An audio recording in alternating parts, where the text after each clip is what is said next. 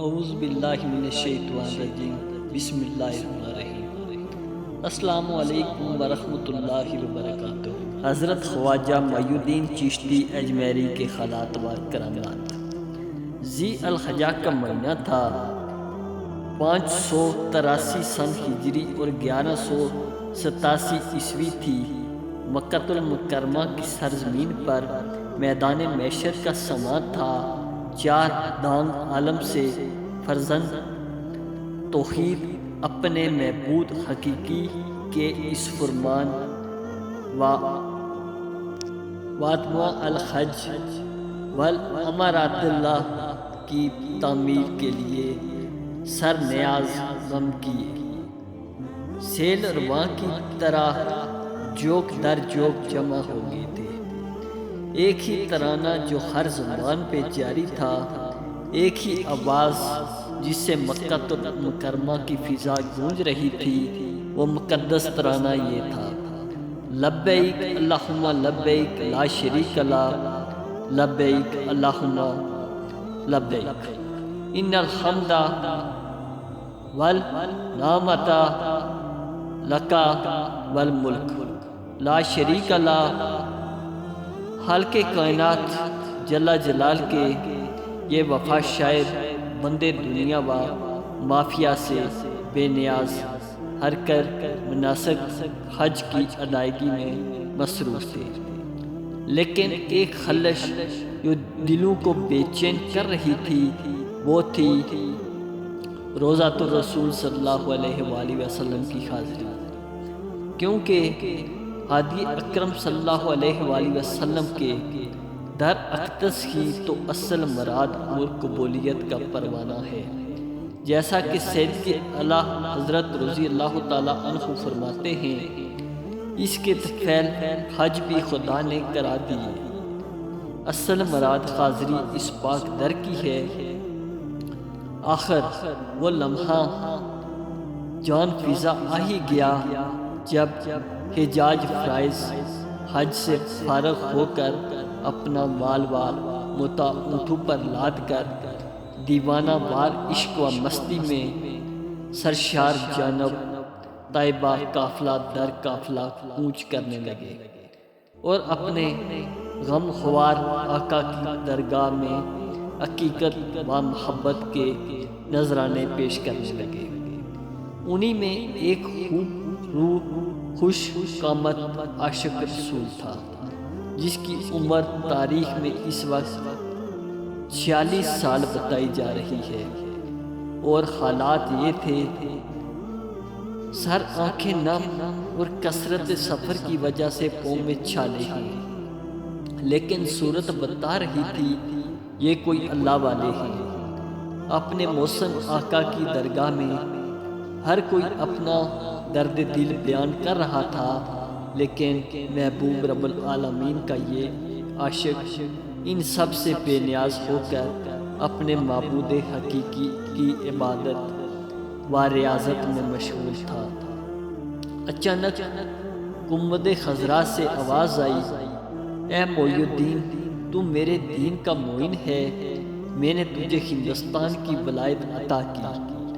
وہاں کفر و ظلمت پھیلی ہوئی ہے، تو اجمیر جا، تیرے وجود سے ظلمت کفر دور ہوگی اور اسلام رونق پذیر ہوگا۔ ہر دل محمود اور ہر چہرہ مصور تھا۔ اگر کسی چہرے پر پریشانی کی لکیر اور تکفیرات کی سلوٹیں نمایاں تھی تو وہ اسی عاشق رسول کا چہرہ تھا، کیونکہ سلوک و معرفت کا یہ محبتوں بھرا تحفہ اسی کو عطا کیا گیا تھا۔ یہ مسردہ دل نواز اسی کو سنایا گیا تھا۔ آخر خوشخبری پہ حیران کیوں؟ جب یہ سوال تاریخ کے برق الٹنے والے مورخوں سے کیا گیا تو جواب ملا: اس وجہ سے کہ وہ انجان تھا۔ اس ملک سے جس کا مسردہ سنایا گیا تھا، اس سے معلوم نہ تھا کہ شہر اجمیر کہاں ہے۔ سمت سفر کیا ہوگی، مدینہ سے مسافت کتنی ہے، راستہ کے بیچ وا ہم کیا ہیں، ابھی وہ انہی فکروں میں گم تھا کہ گنبد خضرا کی ٹھنڈی ٹھنڈی ہواؤں نے اس پر غنودگی طاری کر دی۔ خواب میں محبوب کائنات صلی اللہ علیہ وآلہ وسلم تشریف لائے، اپنے جمال جہاں آرا کے دیدار سے مشرف فرمایا، اور ایک نظر میں مشرق سے مغرب تک سارے عالم کو دکھا دیا۔ تمام بالوئے انصار نگاہوں کے سامنے تھے، شہر اجمیر، وہاں کا قلعہ اور پہاڑیاں نظر آنے لگی۔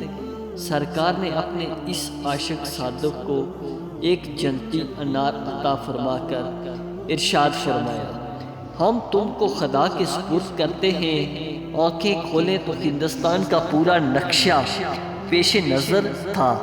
چنانچہ تعمیر آقا کے لیے 40 اولیاء کے ساتھ ہندوستان کا رخ کیا۔ سفر بند۔ مدینہ منورہ سے وہ عاشق صادق بغداد پہنچا، جہاں کچھ دنوں شائخین وقت سے سوکھتے رہے، پھر 586 ہجری 1190 عیسوی کو بقصد اجمیر بغداد سے غازم سفر ہوا۔ دوران سفر چشت، ہرکان، جہانہ، کرمان، استر آباد، بخارا، تبریز، اصفہان، ہرات، سبز آباد ہوتا ہوا بلیغ پہنچا، جہاں کچھ ایام شیخ احمد حضرہ کے یہاں قیام کیا۔ پھر بلخ سے روانہ ہو کر سمرقند ہوتا ہوتا غزنین پہنچا، یہاں شمس العارفین عبد الوحید سے ملاقات کی اور کچھ دنوں روحانی صحبت گرام رہی۔ پھر اپنے روحانی قافلہ کے ساتھ لاہور پہنچا۔